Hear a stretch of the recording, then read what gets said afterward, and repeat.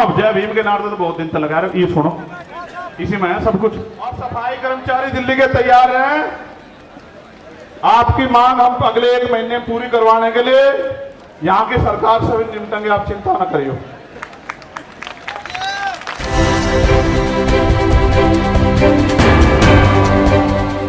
की मांग बहुत मुझसे जुड़ी हुई नहीं है, समाज से जुड़ी हुई है। भाई चंद्रशेखर तो अकेला आदमी मर जाएगा, लेकिन इस समाज के साथ जो न्याय हो रहा है उसका हिसाब तो करना पड़ेगा ना। ये उसका हिसाब नहीं करने के, क्या हम इस देश में, आप बताओ, मरने के लिए पैदा हुए हो? मणिपुर की बच्चियां याद हैं? देखो हमारे साथ तो शोषितों के साथ ये सदियों से होता आया। वीडियो भले ही वायरल ना होती हो, लेकिन होता तो आया है। लेकिन अब ये बंद होना चाहिए, नहीं होना चाहिए, आप बताओ? तो मैं आपके आगे ज्ञापन पढ़ूंगा।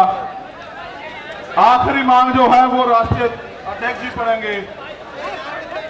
जो ज्ञापन है उस पर गौर कर लो, मीडिया के साथी भी ज्ञापन चला देना भाई। अब जय भीम के नारे तो बहुत दिन तक लगा रहे, ये सुनो, इसी में है सब कुछ। निवेदन करना राष्ट्रपति जी के नाम ज्ञापन है, क्योंकि प्रधानमंत्री जी से उम्मीद खत्म हो गई है। प्रधानमंत्री जी तो उनका भी नहीं लड़ पा रहे लड़ाई जिनको सरकार बनाए। भाई बैठ जाओ। अरे मैं तुम्हें नेता बनाना चाहता हूं, तुम पत्रकार बनना चाह रहे हो, फोटोग्राफर बनना चाह रहे हो, बैठो यार, क्या कर रहे हो कमाल। बैठ जाओ यार, ये कोई बात ठीक नहीं। इतनी बार मैंने कभी नहीं कहा आज तक तुम्हें, आज तक का रिकॉर्ड है, मैंने इतनी बार कभी निवेदन नहीं किया। आप जानते हो नहीं जानते हो? सुनो मेरी बात पे गौर करो, अब मत बोलो बस कोई भी।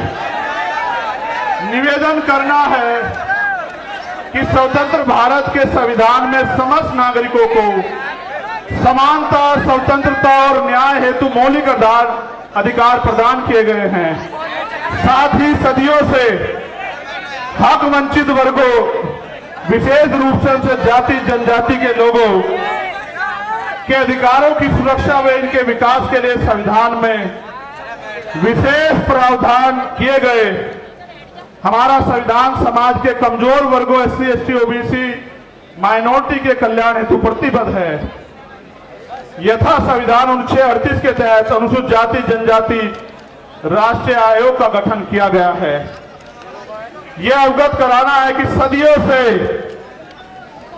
SC, ST समुदाय के लोग सामंतवादी और घृणित जातिवादी, क्रूर मनवादी मानसिकता का शिकार बनाए जा रहे हैं। हाल ही में मध्य प्रदेश में एक आदिवासी समुदाय के व्यक्ति का सिर के ऊपर अपर कास्ट के व्यक्ति द्वारा पेशाब करना आधुनिक भारत की क्रूर मानसिकता को दर्शाता है। इसी प्रकार पिछले कुछ वर्षों में देश के राज्यों में समाज के इन कमजोर वर्गों के लिए चैलेंज करके सुनिश्चित हत्याएं की जा रही हैं, जिसमें प्रमुख घटनाएं हैं शोधार्थी छात्र रोहित वेमुला की हत्या, वरिष्ठ पत्रकार गौरी लंकेर की हत्या, मनीषा वाल्मीकि की हत्या, जितेंद्र मेघवाल की हत्या, इंद्र मेघवाल की हत्या, रमन वाल्मीकि की हत्या, भाई आकाश गुजर की हत्या जो उत्तर प्रदेश पुलिस द्वारा गोली मारकर की गई। इन घटनाओं से ऐसा प्रतीत होता है कि देश भारत के संविधान से नहीं बल्कि देश का शासन प्रशासन मनोविधान से संचालित हो रहा है। समाज के कमजोर वर्गों के खिलाफ आए दिन सुनियोजित हिंसा, हत्याओं तथा मॉब लिंचिंग घटनाओं का ग्राफ लगातार बढ़ता जा रहा है। NCRB की रिपोर्ट इसका सरकारी सबूत है।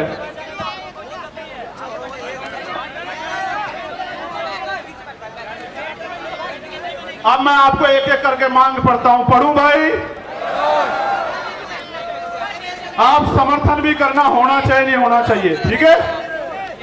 क्योंकि भारत एक लोकतांत्रिक गणराज्य है। हमारा बुद्धिजीवी समाज भी सुने कि हम अपने लिए लड़ रहे हैं या समाज के लिए लड़ रहे हैं। हम आपकी वोट से बने वो नेता नहीं जो राज्यसभा, विधानसभा, लोकसभा में तलवे चाट रहे हैं RSS और भारतीय जनता पार्टी के। हम आपका खून है, कल भी लड़ रहे थे, आज भी लड़ रहे और हमेशा सड़कों पर लड़ते रहेंगे। क्योंकि भारत एक लोकतांत्रिक गणराज्य है। देश में 85% लोग SC, ST, OBC व अल्पसंख्यक समुदाय के हैं, जबकि हायर जुडिशरी अर्थात सुप्रीम कोर्ट व हाई कोर्ट में इन वर्गों का समुचित प्रतिनिधित्व नहीं है। इसके लिए इन वर्गों के जजों की समानुपातिक आरक्षण के तहत नियुक्ति सुनिश्चित की जाए। और इसका एक उदाहरण बता देता हूं। यूपीएचडीएस में पिछले 10 साल में दलित समाज का एक भी बच्चा भर्ती नहीं हुआ, आप चेक करा लेना। उन्होंने एक षड्यंत्र कर रखा है, हम उनको हरा देते हैं कंपटीशन में, इंटरव्यू में वो हमें हरा देते हैं। उन्होंने कहा इंटरव्यू में 80 नंबर नहीं आएंगे तो भाई कामयाब नहीं मानने जाएगा, 70 से 79 देकर हमारे लोगों को निकाल देते। आप देखो लोकतांत्रिक भारत में एक जज नहीं बना पिछले 10 साल में, आप इस बात को समझो कितनी बड़ी साजिश है। पिछड़े वर्ग के भी 2-4 बड़े होंगे। ये बात आपको इसलिए बता रहा हूं कि आपके नेता जिनको आपने वोट से बनाया उनको ये दिखाई नहीं देता भाई। जब आपका जज ही नहीं होगा तो फिर 10 लाख का जुर्माना तो लगेगा भाई, या नहीं? फिर संविधान के अनुच्छेद दूसरी मांग है, ये होनी चाहिए नहीं होनी चाहिए पहले वाली। संविधान के अनुच्छेद 38 के तहत गठित राष्ट्रीय अनुसूचित जाति जनजाति आयोग को एक संवैधानिक संस्था है। इस आयोग को प्रत्येक राज्य में गठन हो जिसके अध्यक्ष सेवानिवृत्त हाईकोर्ट के जज हो। इस प्रकार जिला स्तर पर आयोग का गठन किया जाए तथा भारत के प्रत्येक जिले में SC/ST executive exclusive special court की स्थापना की जाए जो केवल SC/ST एक्ट में दर्ज केसों की सुनवाई करे और आयोग उनकी निगरानी करे। और इसलिए मैंने कहा कि बिहार वालों को भी अपने यहां आयोग बना देना चाहिए, ठीक है? ये होना चाहिए नहीं होना चाहिए? ठीक है, बहुत अच्छे।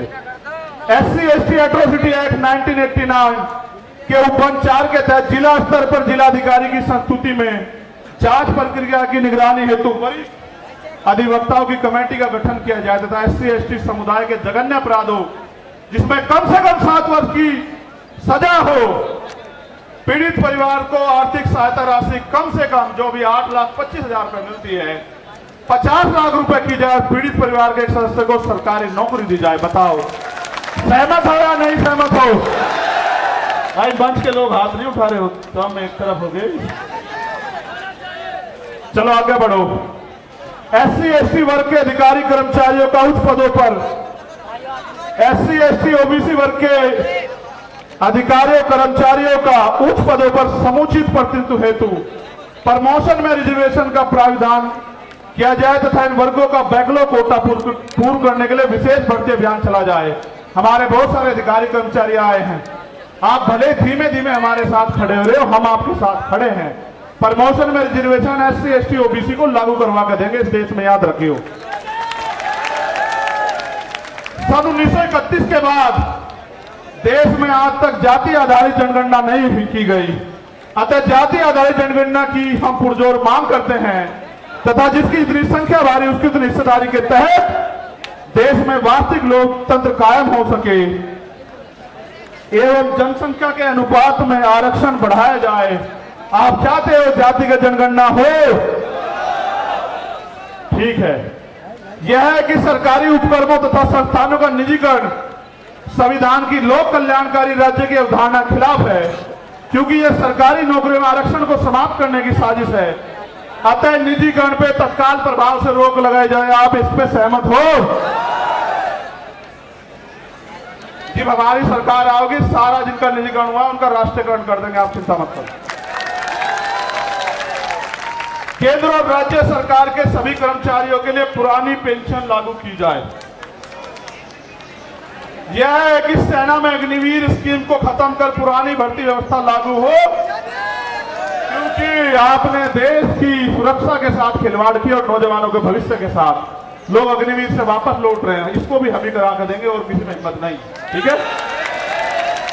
भारत एक कृषि प्रधान देश है, किसान देश की रीढ़ है, अतः किसानों की MSP की समयबद्ध कानूनी लीगल गारंटी सुनिश्चित की जाए। और अभी जो किसान आंदोलन हुआ था उसमें जो झूठे मुकदमे लगाए गए थे वो मुकदमे वापस हो और जो किसान सम्मान निधि 6,000 रुपए आप दे रहे हो उसको बढ़ाकर 24,000 रुपए किया जाए। यह है कि संविदा नौकरी में आउटसोर्सिंग भर्ती को तत्काल खत्म किया जाए तथा संविदा पे कार्य कर रहे कर्मचारियों को भी नियमित कर्मचारियों का समान वेतन और अन्य सुविधाएं दी जाए। जो सफाई कर्मचारी ने संविदा पिछले 5 वर्षों से अधिक समय से ठेके संविदा पे रखे गए हैं उनको संवैधानिक आरक्षण का अनुपालन करते हुए नियमित किया जाए। आप इससे सहमत हो? भाई पहले तो ठेकेदारी होनी नहीं चाहिए, मगर जो ठेकेदारी पे है, अगर सरकारी कर्मचारी को 50,000 रुपए मिल रहे तो उसको भी 50,000 रुपए मिले। ये इस बात पे सहमत हो? चलो ठीक है। और सफाई कर्मचारी दिल्ली के तैयार हैं, आपकी मांग हम अगले 1 महीने में पूरी करवाने के लिए यहां की सरकार से भी निपटेंगे, आप चिंता न करिए। यूनिफॉर्म सिविल कोड लागू करने से पूर्व सामाजिक और आर्थिक गैर बराबरी समाप्त की जाए तथा शैक्षिक और लैंगिक स्थापना समानता स्थापित की जाए। उसके बाद यूसीसी पे आपसे बात करेंगे। अगर आप अल्पसंख्यकों के विरोध में कोई भी कानून लाओगे, हम उसका ड्राफ्ट पढ़ेंगे, आपकी ईंट से ईंट बजा देंगे। सरकार के लोगों, इस बात को याद रखना। और भाई आखिरी मांग ये है, मैंने कहा था राष्ट्रीय अध्यक्ष जी पढ़ देंगे। मैं मांग बता देता हूं कि इस घटना की सीबीआई जांच हो और